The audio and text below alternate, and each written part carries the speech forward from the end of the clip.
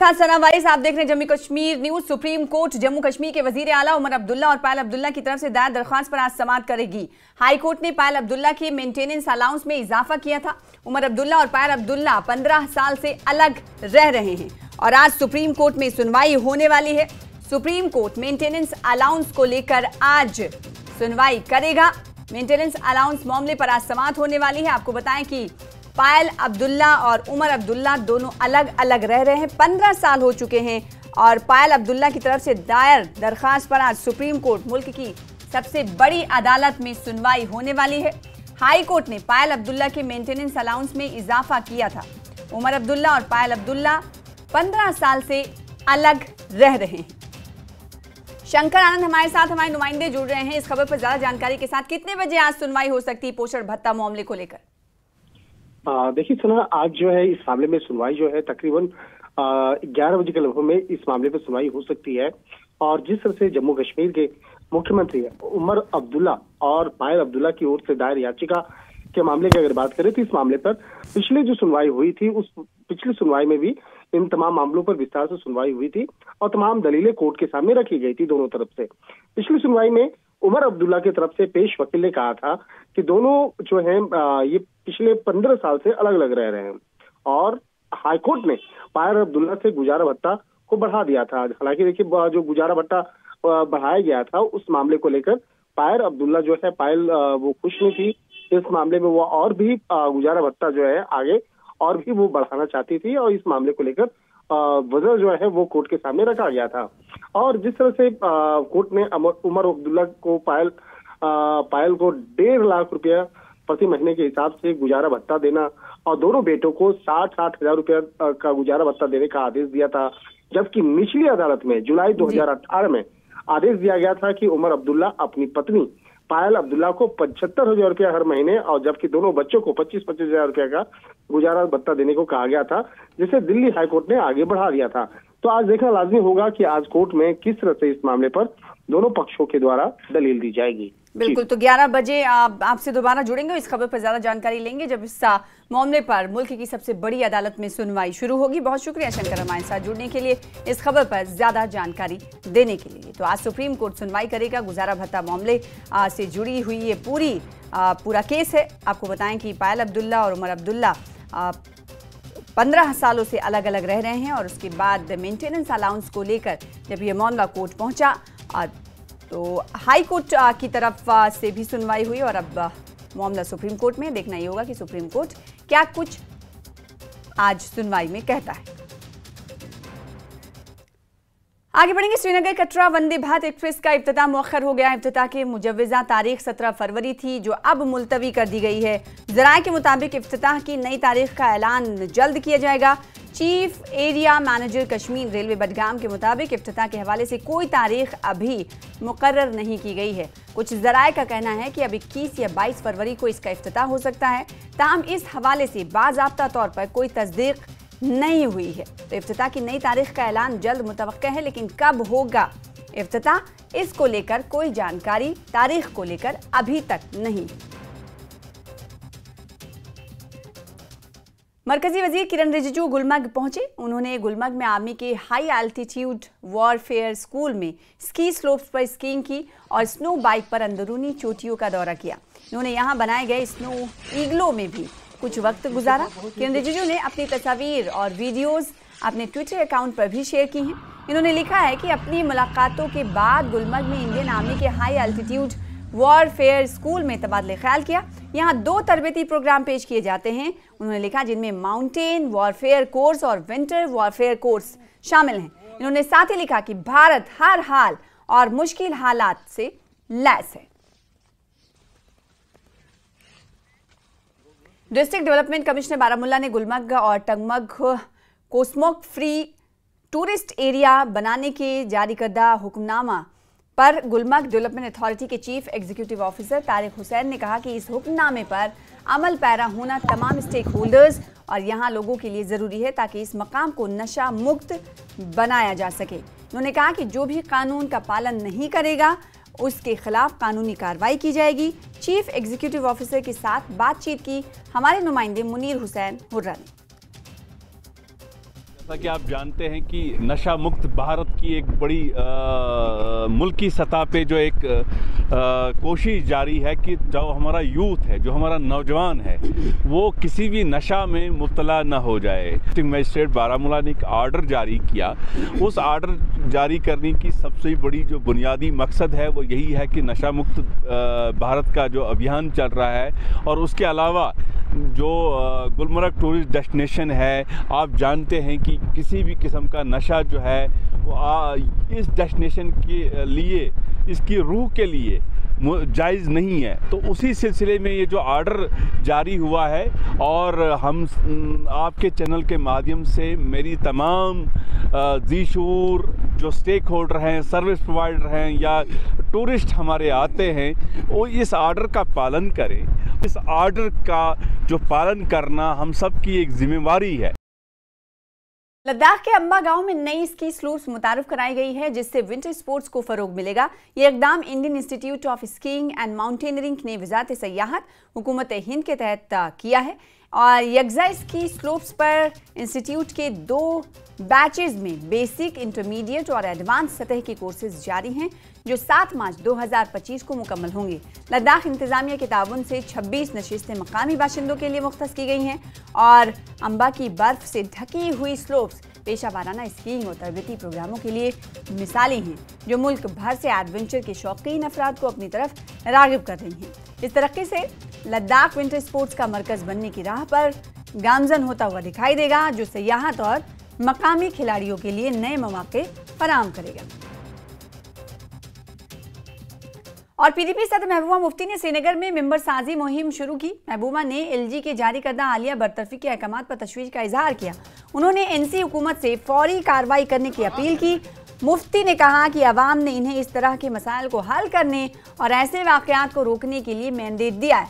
मुफ्ती ने कहा कि एक तशवीश का इजहार किया गया है कि 2019 के दौरान स्टेक होल्डर्स से मुनासिब तरीके से मुशावरत नहीं की गई। उम्मीद की जाती है कि इस बार बिजनेस रूल्स वज़ा करते वक्त तमाम स्टेक होल्डर्स को एक जामा नुक्ते नज़र को यकीनी बनाने के लिए साथ लिया जाएगा। सज्जाद लोन इंजीनियर अब्दुल रशीद को एतमाद में लिया गया।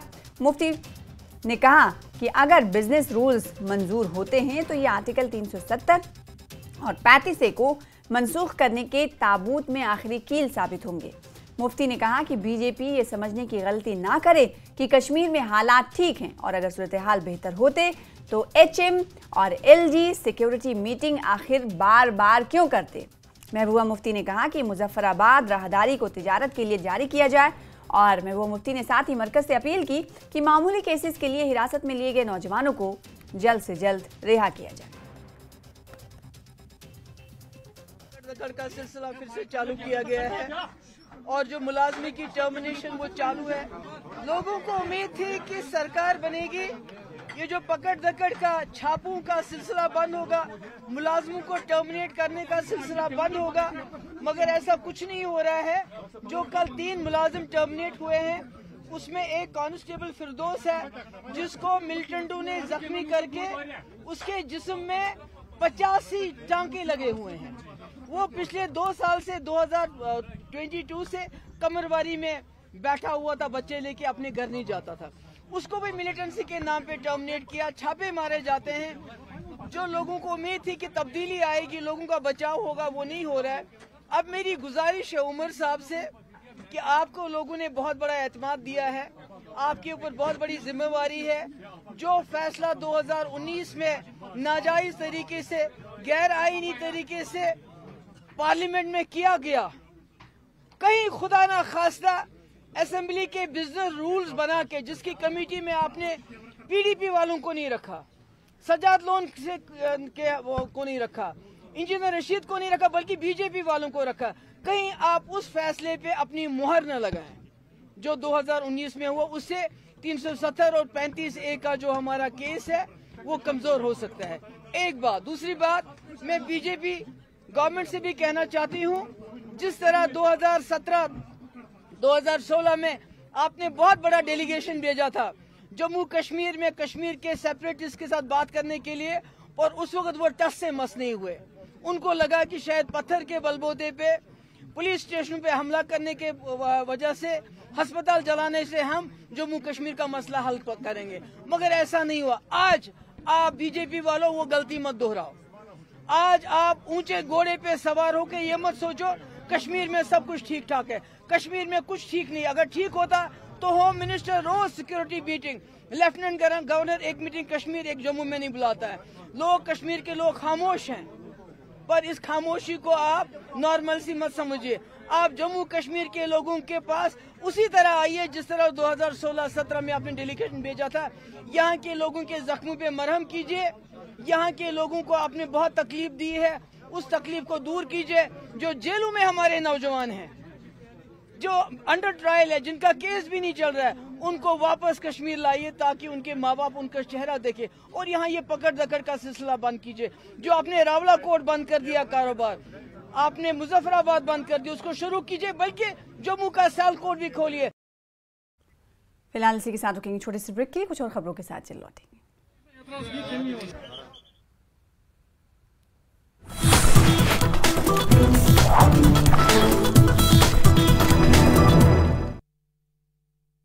रिटायरमेंट। नई दिल्ली रेलवे स्टेशन पर भगदड़ में 18 लोगों की मौत। लोगों ने कहा अचानक स्पेशल ट्रेन के अनाउंसमेंट के बाद भीड़ हुई थी बेकाबू। स्टेशन पर मची भगदड़ के बाद 2 सदस्यीय कमेटी की हाई लेवल जांच शुरू। सीसीटीवी फुटेज को किया गया सील। रेल मंत्री ने गृह मंत्री अमित शाह को दी हादसे की जानकारी। भगदड़ में गंभीर रूप से घायलों को 2.5 लाख रुपए तक का मुआवजा। मामूली रूप से घायलों को 1 लाख का मुआवजा देने का ऐलान। भगदड़ में 9 महिलाएं, 5 बच्चों समेत 18 लोगों की मौत। हादसे में बिहार के 9 लोगों की मौत, दिल्ली के 8 लोगों की मौत।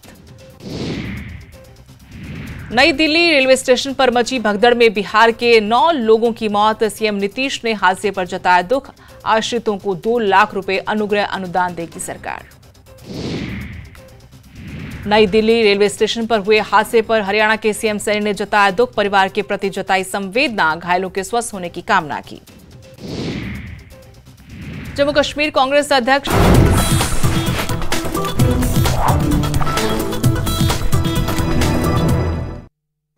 के बाद एक बार फिर से आपका इस्तकबाल करते हैं। पीडीपी रुकने असेंबली वहीदुर रहमान पर्रा ने कहा है कि बोर्ड ऑफ स्कूल एजुकेशन की निसाबी किताबों में हालिया तब्दीलियों ने तशवीश में इजाफा कर दिया है। अहम चैप्टर्स को हटाने और रियासत की यूनियन टेरिटरी से तब्दील करने पर बोर्ड की तरजीहात पर सवालिया निशान उन्होंने लगाया है। उन्होंने कहा कि ऐसा लगता है कि बोर्ड के फैसले तालीम पर तवज्जो देने के बजाय सियासी एजेंडे पर चल रहे हैं। पर्रा ने कहा कि हकीकत यह है कि कश्मीर में शरह ख्वानदगी में 10% की कमी हुई है और बोर्ड का रद्द-ए-अमल ये है कि ये बदकिस्मती है। पर्रा ने कहा कि निसाबी कुतुब में तब्दीलियां बीजेपी के बयानिए से हम आहंग दिखाई देती हैं, जिसने तालीम की सियासत तक करने के बारे में खदशात को जन्म दे दिया है। भाई साहब, जो जेके बोस की किताब है ये कमाल है, उसमें तो कुछ और ही प्रिंट पे लिखा हुआ है। आपने एक्स पे पोस्ट भी किया था उसके बारे में। देखेंगे बोर्ड ऑफ स्कूल एजुकेशन ने बहुत इम्पोर्टेंट सब्जेक्ट्स किताबों से 5 साल में निकाले, जिसमें शेखुल आलम का भी करिकुलम है। और कल आपने देखा वहाँ पे जहाँ यूटी है वहाँ कंट्रोल आर लगा के आपने स्टेट की जगह यूटी लिखा। तो unfortunately I think there are lot of things, but priority शायद एजुकेशन नहीं बल्कि एक एजेंडा चलाना है और नैरेटिव चलाना है, और वो एजेंडा है to erase the Kashmir's important things. तो उसमें ये सब चीजें हो रही है। और एक मेजर डिक्लाइन है, एजुकेशन ड्रॉप आउट है बाय 10% इस वक्त लिटरेसी। अनफॉर्चुनेटली ये तो हकीकत है, क्योंकि सारा बोर्ड फंसा ही उस चीज में, बीजेपी का नैरेटिव चला रही है अनफॉर्चुनेटली। बहुत शुक्रिया। आपने सुना पीडीपी के लीडर वहीद पर्रा को, जो कह रहे हैं कि हाल ही में जो अभी रिसेंटली कंट्रोवर्सी हुई है, जिसमें Jammu Kashmir state board of school education की जो किताब है 10वीं की, उसमें प्रिंट जो है वो आपने देखा किस तरीके से उन्होंने एक चैप्टर में यूटी लिखा हुआ है। वही कहीं ना कहीं पहली बार ऐसा नहीं हुआ है। आपको याद होगा पिछले साल भी जब यहाँ पे किताबें छपी हुई थी तो उर्दू में जहां जहां पर भी मेंशन किया गया था एक तस्वीर दी गई थी, नीचे उर्दू में मिसप्रिंट्स थे, इंग्लिश में मिसप्रिंट्स थे और वही हिंदी में भी मिसप्रिंट्स थे।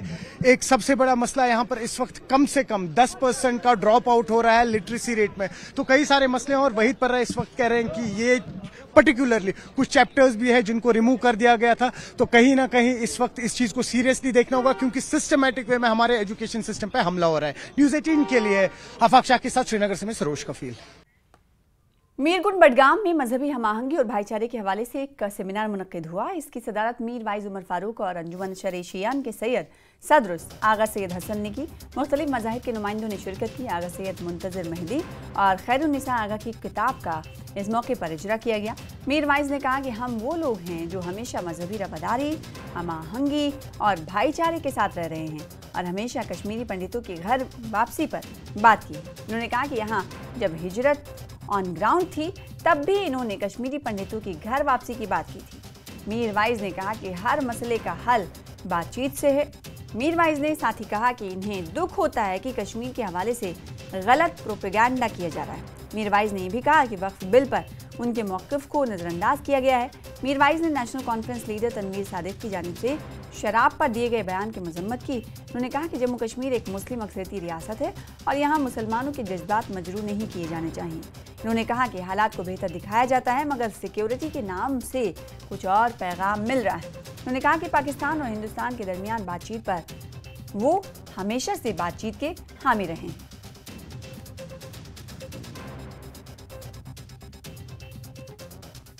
सबसे बड़ा यहाँ पे मसला है, जहाँ तक इंटरफेथ इस मामले की बात है तो हम इसको वेलकम करते हैं। कश्मीर के मुसलमान, कश्मीर के लोग, यहाँ की मेजॉरिटी हमेशा मजहबी रवादारी, अखुवत, भाईचारे में यकीन रखती है। देखिए, वक्त के हवाले से तो हमने बिल्कुल अपना वो जो हमारा मौक़िफ़ है वो बिल्कुल वाज़ेह कर दिया है और मैं समझता हूँ कि ये अफसोस की बात है कि जो हमारी जो खदशात थे, जो हमारे कंसर्न्स थे वो मीट नहीं किए गए और जिस तरह से अब ये बिल इंट्रोड्यूस किया जा रहा है, जो खदशात हैं मुसलमानों के उनको कम्प्लीटली इग्नोर कर दिया गया है।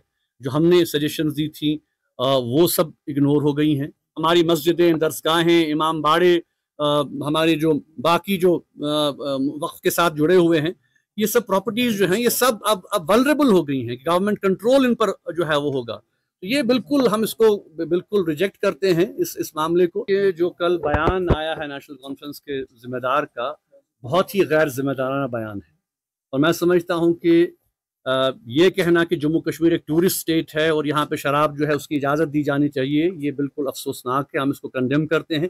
जम्मू कश्मीर एक मुस्लिम मेजॉरिटी स्टेट है और यहाँ पे जो है हमें इन बात का ख्याल रखना है। देखिए, जहाँ तक टूरिज्म का बात है, टूरिज्म तो हमेशा यहाँ पे रहा। जम्मू कश्मीर आज कोई जो है टूरिस्ट रियासत नहीं है। इवन हिंदुस्तान में भी 8-10 रियासतें हैं जहाँ पे शराब पे बैन लगा दिया गया है।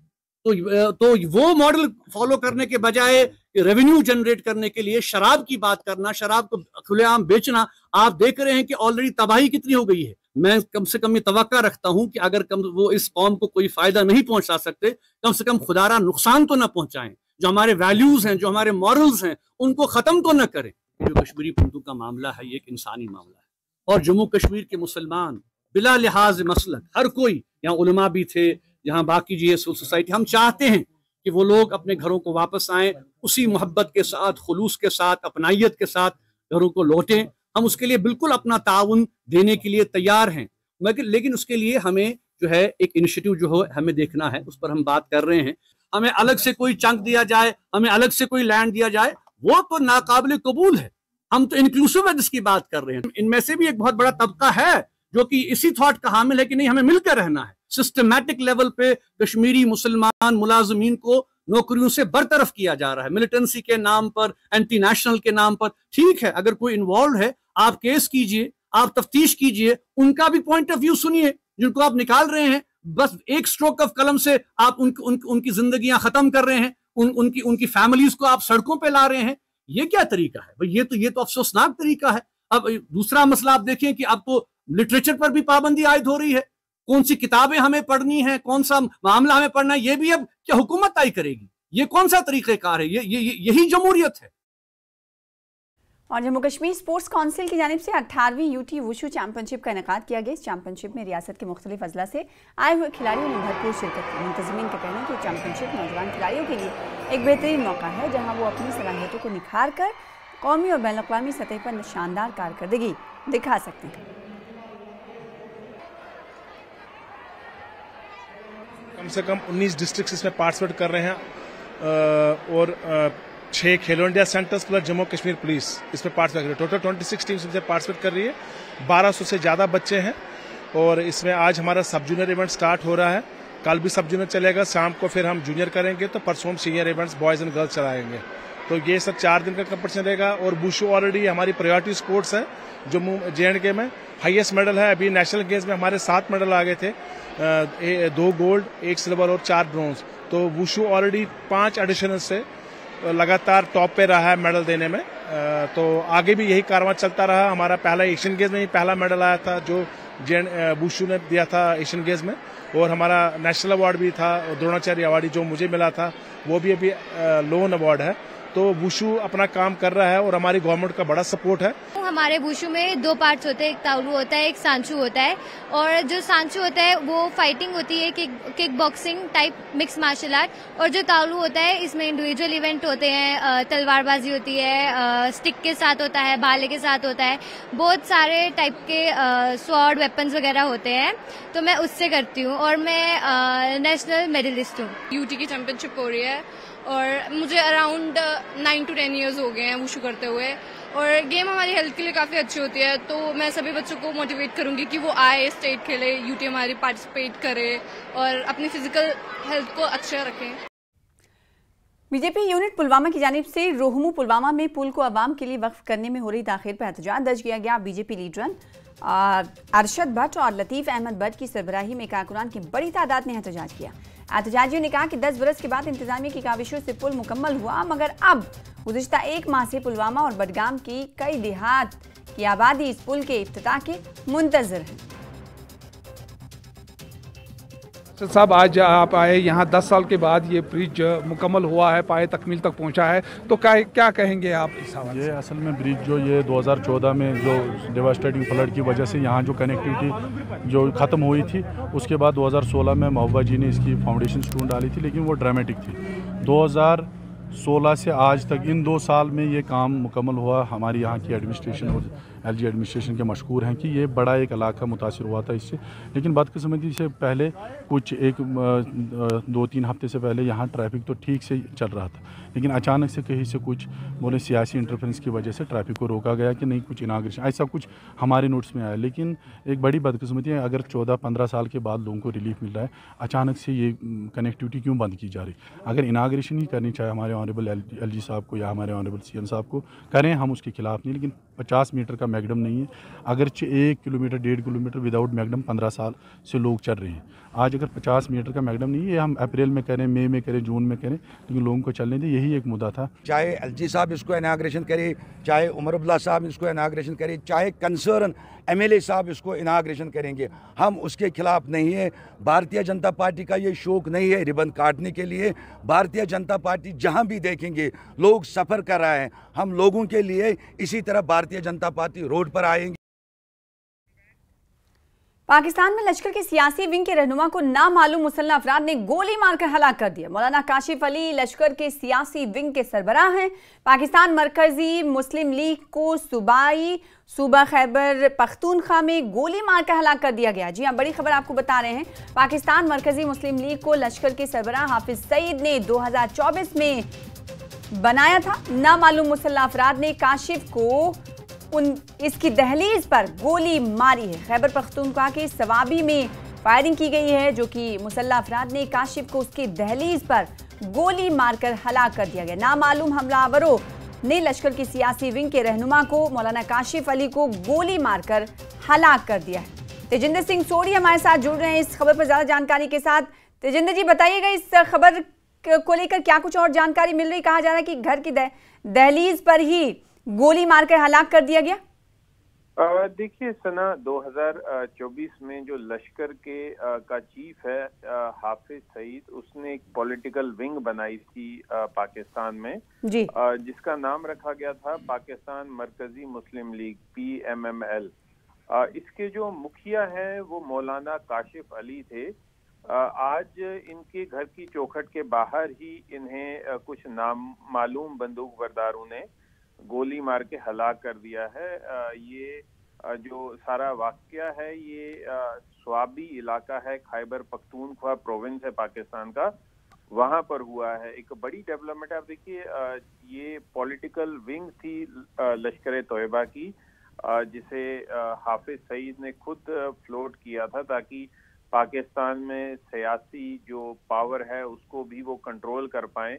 हालांकि पाकिस्तान की जितनी भी सियासी पार्टियां हैं वो सब टेररिज्म का सपोर्ट करती हैं, लेकिन अगर कोई खुलेआम कोई पॉलिटिकल पार्टी सामने आई थी जो ऑफशूट थी एक टेरर आउटफिट की, देखिए लश्कर तोयबा जो है वो ग्लोबली रिकॉग्नाइज्ड टेरर आउटफिट है, उसकी पॉलिटिकल विंग थी। और अब उस पॉलिटिकल विंग के जो मुखिया थे मौलाना काशिफ अली, उन्हें नामालूम बंदूक बरदारों ने उनके घर के बाहर ही गोली मार के हलाक कर दिया। देखिए ये पहला इंसिडेंट नहीं है जब पाकिस्तान में नामालूम बंदूक बरदारों ने कई आतंकवादियों को मारा है, चाहे वो लश्कर तैयबा के हों, हिजबुल मुजाहिदीन के हों, कई खालिस्तानी आतंकवादी वहां पर नामालूम बंदूक बरदारों ने मारे हैं।